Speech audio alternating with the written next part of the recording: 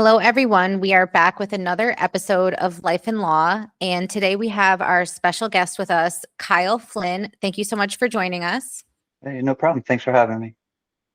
It's my pleasure. And did you want to maybe just start by just giving us a little bit of a background about yourself? I am a resident of New Haven at the moment. I was born and raised in and around New Haven. Grew up in Milford, and lived all over the place, really. I'm a chimney sweep by trade. It's how I pay the bills, and but I'm an artist, musician, just kind of a creative guy making his way through the world. Well, thank you so much for coming on and joining us today. And so you mentioned that you grew up like in the New Haven area. Mhm. I grew up in Milford, over in Devon, near Stratford. And in high school, I moved up to Ansonia and then to New Haven. And I've mostly been in New Haven, but with sporadic moments, a month or two here, a month or two there. And so being in the New Haven area, was it like, were you near downtown? Were you near like Lighthouse? Like which part were you at? I lived all over New Haven, basically every neighborhood, really. Orange, what do you call it? Westville, East Rock, downtown, all over. And so did you ever have any involvement growing up with the courts or DCF in Connecticut or in New Haven? Yes, growing up in Milford, I come from a pretty chaotic and violent upbringing, and at one point had to spend time in DCF in a foster home, and then after the foster home, lived between a couple family members for a little while until it all resolved. So was it because of like violence or abuse happening to you in the Yeah, home? yeah, physical abuse, mental abuse, just all around bad stuff. And do you remember like how old you were when you went into the foster home? I think I was um, maybe 11, 12, around in that window. And like, do you remember if DCF gave you any kind of lawyer or GAL or somebody that was supposed to be for you? Well, it was me and my two brothers. We had like I think it was a caseworker or some sort of social worker, somebody who always took us out shopping for clothes or like school supplies, stuff like that. They had like about little vouchers for money, and it was always this one woman. So I don't know anything else besides that. I don't remember. And so when you were in the foster home, did you experience any like negative things like abuse or neglect or anything? Can you speak a little bit about what your experience was like? Yeah, it was a strange situation. It was an elderly woman, and she had an adopted very young child with like a niece that was living there as well, and it was the three of us, and it was just really um, toxic. She was a kind of like a religious. Um, I don't want to sound rude, but religious freak. Kind of didn't really. She just treated us in very strange, toxic ways. We had to wash our feet and hands in like this bathroom that like half bathroom that was like between the first and second floor on the landing. We couldn't really take showers, and we would go visit our mother when we could, and she would give us money and food that she would take from us and disperse through the house. And we had to sit in bed. We woke up at a certain time. We couldn't leave the room. It was just a lot of like strange, toxic things that kind of made things more difficult in But the they kept situation. you, but you and your siblings were kept together. Yeah, we eventually started talking up about it, and I think they tried to make arrangements to fix the situation. I don't know what ever happened with that, but because eventually we ended up moving in with our aunt and uncle part time and our grandparents part time. So maybe that was kind of uh, a conclusion to that. I don't know. And so you never ended up going back to your parents. Oh, we did eventually. Yeah, I'd say over a year, towards the like after a year span, we ended up going back to my mother and stepfather. So And how was that once you were back? mother's second husband, he just found new ways to do the same things that kind of, you know, keep a low profile. So like the abuse really never ended. And in fact, it wasn't until sophomore year of high school I started fighting back for myself when it really stopped. And so did DCF or the police ever get involved after you went back to the home again or no? No, I don't believe so. It's interesting because thinking back, years prior to that, there would be folks that would stop by and like ask us questions and stuff like that. And I never really connected the dots. I think my family was kind of always on some sort of radar. And it wasn't until I started talking about it in school, a friend's mother told me I didn't have to deal with that sort of thing. So I started talking about it. And that's when like things got crazy with that. And so what happened once you aged out and once you turned 18? Well, basically, after high school, I had to get a job. I couldn't. My mother wasn't gonna let me hang around playing guitar and not contribute. So I always been working and kind of figure out life as the years gone by. And so did you end up moving out and when did you finally move out and on your own? Well, the place I was living in Ansonia at the time. It just turned into like a bachelor pad with me and my two brothers. My mom moved out and we just stayed and just lived as roommates for a while. But then around 2011, I moved down to New Haven I have a 7-year-old son and his mother. I met her at the time. And I was basically full time in New Haven from there on, aside from a few moments where I wasn't there. And so did you ever deal with going to court for custody for your No, son or you guys worked we it never out? got married. We almost got married. So when we decided that it wasn't going to be good for our child to keep trying to make things work, we're good friends and we respect each other and everything's mutual. So we just kept it out of the courts and just try to treat each other right and do the right thing for the kids. So that's never come up. That's awesome. And that's kind of like rare these days because usually once people split up, they end up in court eventually because they Yeah, can't be mature enough to just work it out and think of the child. And so that's actually, admirable that you guys were able to do that and co-parent and keep doing it. So, yeah, that's so good. far so good. Yeah, especially like you don't want to end up in New Haven Superior Court or Milford Superior Court or any of them. Waterbury, they're terrible. And so Yeah, it's just, I mean, you got a little like taste of it when you saw how like, you could literally get removed from your home for abuse and then yeah, end up back in the same home being abused when they were supposed to protect you. That shouldn't ever happen. And there should yep, be safeguards in place and things like that. And so now, 20 years later, whatever it is, it's 10 times worse. And like, there's no oversight, and people go in court thinking, oh, we're just going to make an amicable agreement and we're going to get everything in writing and whatever it is.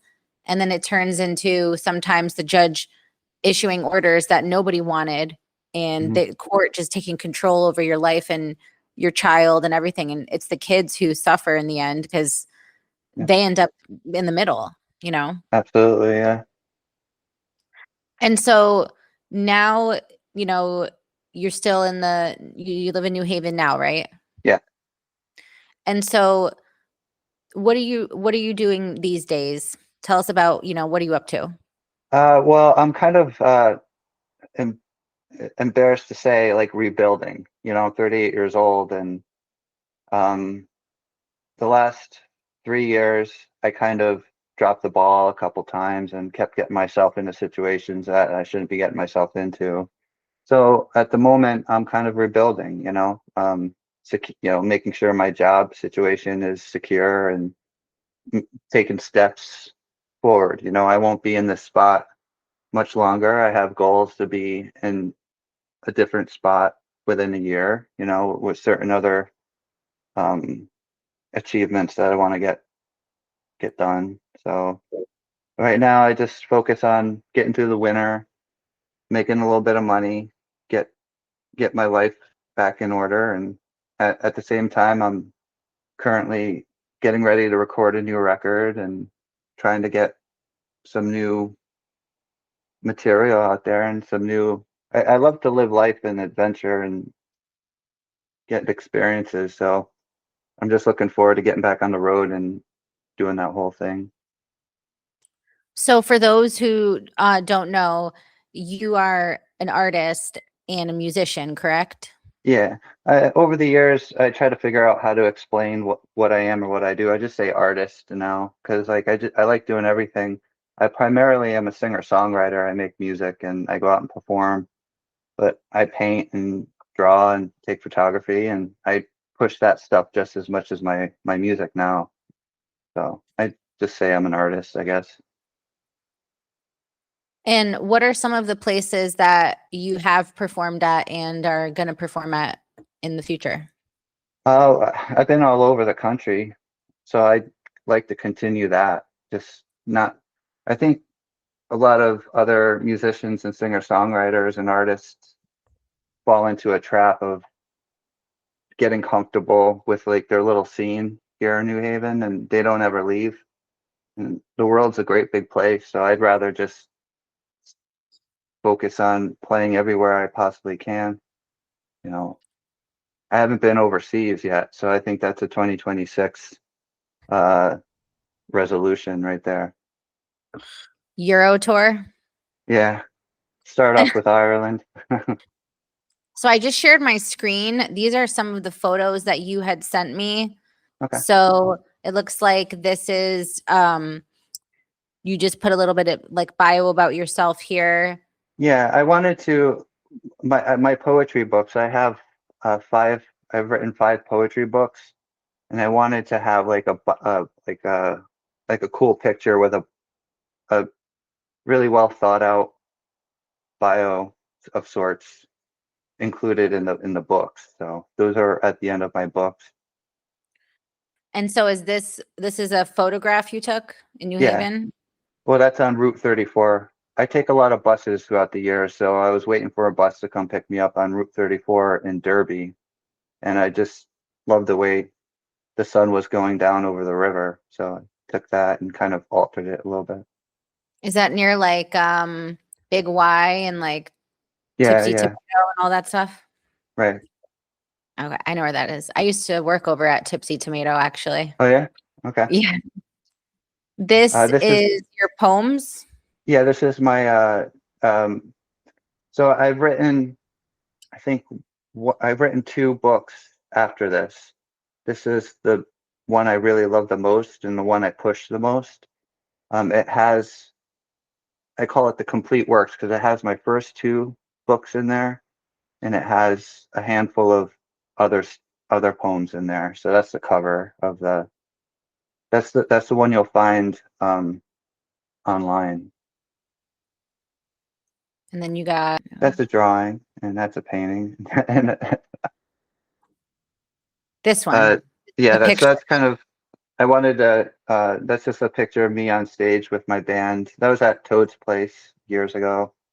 So just to advertise that, you know, I'm also a musician and stuff like that. And And that's a this painting this and is a a drawing. drawing. Yep, And that's your Instagram. right. I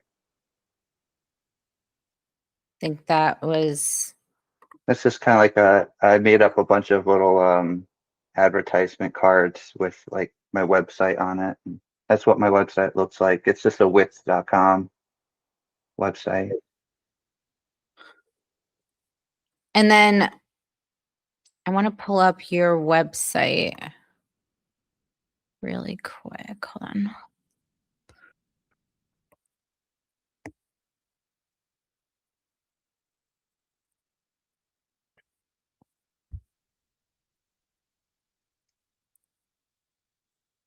Okay, so I'm going to share again.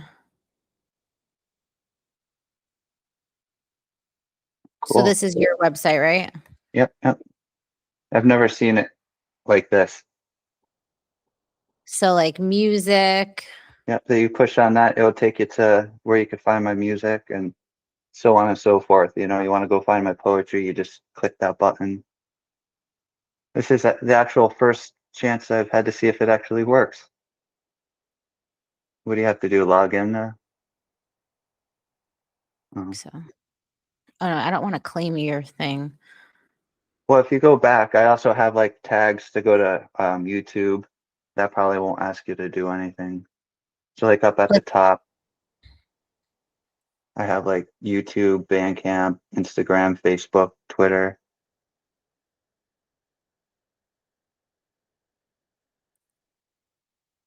So this is your YouTube. Yeah. And then you have also paintings, the poems, photography, Hmm. drawings, and a little bit about you. Yep. I try to make it as simple as possible. Nice.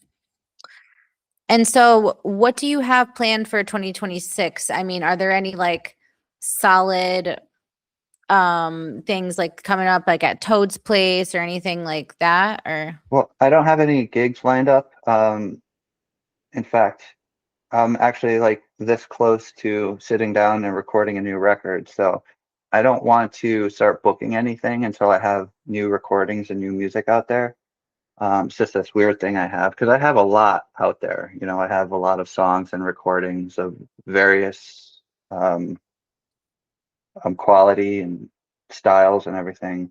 So in the next couple months, I'm going to get this record recorded and start booking gigs for the music. I'd like to get on TV. I was on TV once. I want to get on TV again and just kind of start furthering, making more steps forward in the music aspect. I've also like to get my paintings into some galleries and do some showings, do some poetry readings and stuff like that. So I definitely am going to be pretty busy for 2026, but also life goals, you know, I probably summertime, I think June is my deadline to have my own place and a new car. So there's like a bunch of stuff like that. You know, I have a lot of work to do this year. So, and hopefully get overseas at least once or twice. and when you make your like music, do you do it at a recording studio? I do sometimes. It depends. I have gone into the studio throughout the years, but this one, I think what I'm going to do is, as I've done before in the past, is get myself a little setup from at home and do it by myself. And throughout the years, I kind of have gotten jaded and like just going into the studio, I just don't really find a lot of meaning behind throwing thousands of dollars away on like 4 or 5 songs that people aren't really interested in wanting to know anything about anyway. So I kind of do things a little differently, especially as I get older. So I'm just mostly interested in recording it all by myself, you know, like a bunch of songs, maybe a few tracks, a song, you know, very low key, very lo-fi and simple and just do it that way. But so I probably won't be in a studio, but I might take what I record into a studio to have them do all the fine tuning and stuff like that. So possible. Yeah, because I know there's like a couple local ones Mm. around. But yeah, it can get pricey. And especially people don't realize too, like, if you're getting streams on Spotify or YouTube or whatever it is, you're making like fractions of a penny on Yeah, every stream. You're not making anything. So it's like you need to get hundreds of thousands, if not millions of streams to make anything. So people don't realize that, you know, if you're putting in thousands of dollars into the process and you're getting back nothing, it's like you're coming out of pocket. So what you're yeah, doing is smart to try to like save some time, and then like you said, have them like tweak it at the end right. if needed. So that's the plan. I don't know. I've always been. I had a therapist once, right, who said, who asked me, do I fear failure or do I fear success? And that was a good question because I feel like I could do a really good job, like make a splash, but I've always sabotaged myself. And I think that my upbringing and all that kind of has something to do with that.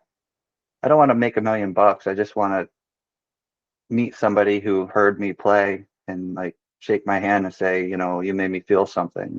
So it's like I don't need to be some rich millionaire rock star to achieve what I want to achieve. So kind of really doesn't make any sense to spend so much money and time in a studio.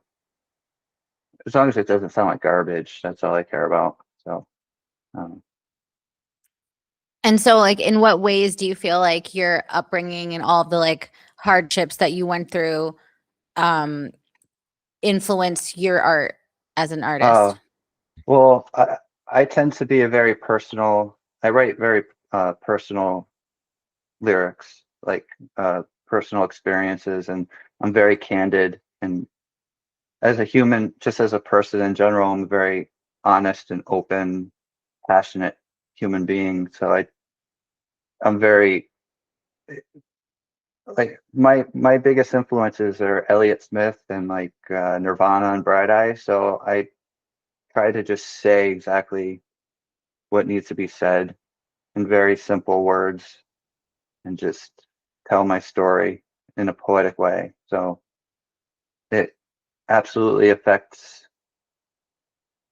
my upbringing is my art is like a reflection of everything. Even to this day, it things still, leak out, I guess. Yeah, it's I like don't a know way if to I sort of answered like that. no, yeah, like it's like a way that you like express yourself through the music and the art, because you're able to kind of like put it into words or Yeah, create it in a way where it's not just like in your head, you know. yeah, But yeah, I think it's definitely good. And um as far as, your plans moving forward, are you going to try to remain like independent with what you're doing? Is that your goal? yeah. I mean, in general, just as a person, I need to get a more stable situation. Um, but with my art, I've done a lot with my art and music on my own, and so I don't feel like I need like a manager or like representation or a label or anything like that. Um, so I think I'll just keep doing everything on my own. Yeah, because don't the labels like basically give you these deals where you're basically like a slave to the label and you Yeah, get it's not. nothing? It's never a It's good deal. Yeah, I don't think it's the '90s anymore. I think I would have done really well in a different time, but I don't think art and music is as important as it used to be these days. But I may be wrong. I think it's also because like they have like there's these labels that are so powerful and big that control so much of the industry that they make it so, okay, you sign with us, we'll make sure you get on the radio, we'll make sure you get, Yeah, money to for your budget for your videos and this and that. But if you try to do it on your own and you don't have like the finances to finance yourself, then you're just like doing what you can. And but the good side is that then you, if you do like become more successful, you keep all that yourself, you don't owe yeah. it to anyone. And I've seen I like a think lot I'll of try like it that way. independent, yeah, like there's a couple people I saw like that are newer artists that are like saying that they want to also be staying as independent artists because of that same reason, and that even though you deal with those hurdles of being kind of, you know, blacklisted a little bit sometimes, you can overcome it by building like an organic fan base that actually like follows and cares about you. Right. And so do you feel like when you do your shows, like where do you usually like sell tickets? Well, it depends on what kind of show I'm playing. If it's just a, a door, you know, if you're just paying at the door, I've only played like a dozen or so shows that require tickets. You know, you just go to the pub or the bar or whatever and pay at the door, you know. Um, I don't know. So it's usually like at the venue Yeah. where you pay to enter and it Mm, includes your, you know, entertainment as part yeah. of it. I've never really gotten paid very well for doing what I do, you know, but it doesn't matter. You do it That's why more I because work. you enjoy it. Yeah. I And what mean, do you do like full time? Do you have another job? well, I'm a chimney sweep at Oh the yeah. moment. Yeah. So, but my whole life, you know, doing this music and art thing, like I never really pushed, like I probably could have been more successful if I cared to be. Um, it's a lot of work. You got to do the online, you got to make sure all the pictures are perfect before you throw them out there, all the songs are perfect. You got to advertise, you got to, you know, just it's a lot of like energy to throw into it, and you don't even know what you're going to get out in return. So I don't know. I deal with it differently. Yeah. And it's like you want to enjoy what you're doing too. You don't want it to be like a chore. So, Yeah, you know, it seems like you do it because you have like a passion for it. right. For example, you know, you know, one of the bigger, you know, some of the bigger shows I've played, it would be like a local band night at Toad's place, you know, like a Thursday night, and I'm on a big bill, and I have my full band with me, and you have to make sure you sell X amount of tickets. So that's like a lot of hard work to do because, you know, nobody wants to go out and do anything and go out and see you play. So you might make the required amount, you might not.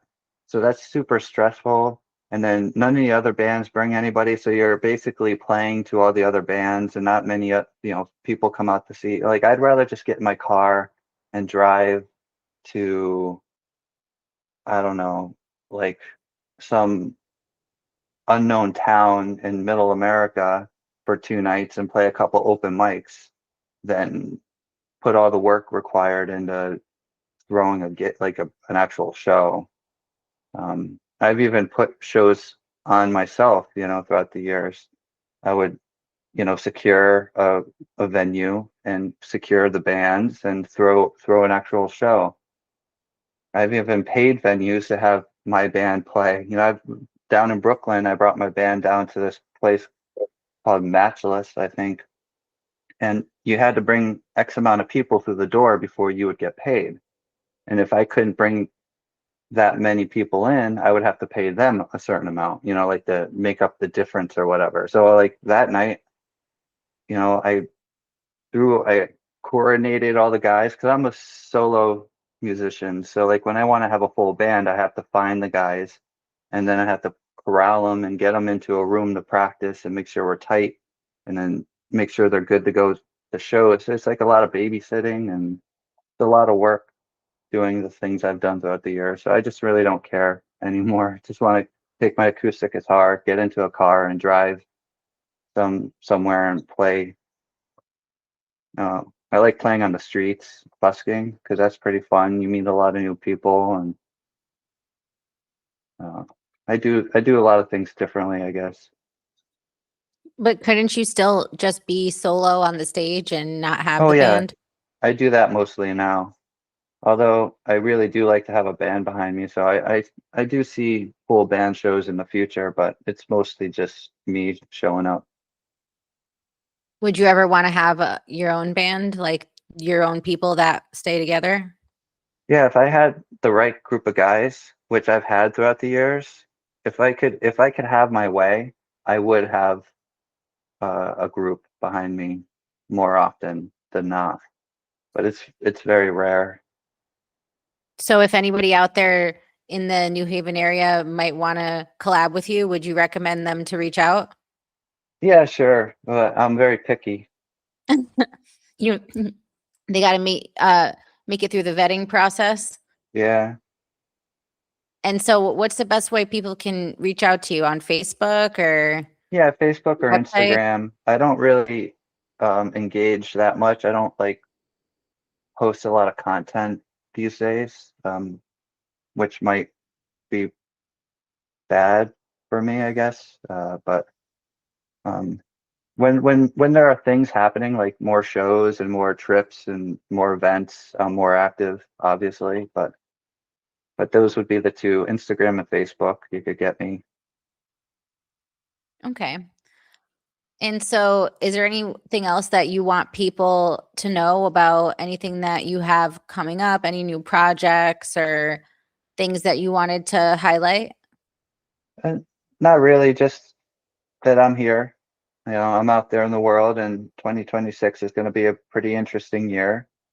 Um, I